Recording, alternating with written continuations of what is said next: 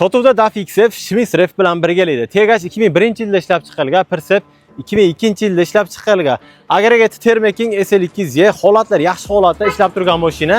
Hech qanday kamchiliklari yo'q deb aytayaptilar. Oladiganlar bo'lsa, testda yana o'zing uchun bir qator kelib tekshirib olsangiz bo'ladi. Buni narxini ham yaxshi narxda olishingiz mumkin. Narxini 27560 dollar deyilyapti.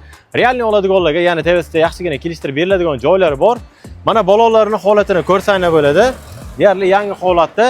Baklari bir tomonda 350 ta, bir tomonda 780 talik bak bilan jihozlangan. Mana orqa balonlarning holati.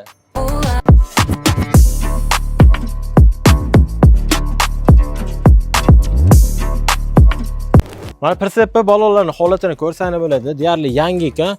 Bitta shu o'tda rabochiy turibdi. Buni ham yangiga almashtirib beriladi. Mana balonlarning holati. Moslari saf mos, tormozi diskiy tormoz. Buni paletini olib qo'yilgan ekan, paletini ham qo'yib beriladi akalar. Persep mana ichki holatlarini ko'rsangiz bo'ladi. Stenasi 5 li stena, polini ko'tarilgan joylari yo'q ekan.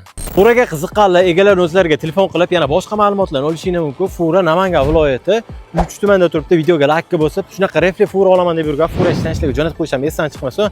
Agar hali ham obuna bo'lmagan bo'lsangiz, bizga obuna bo'lib qo'ying. Sotuvdagi furalar hali oldinda. Hammaga rahmat.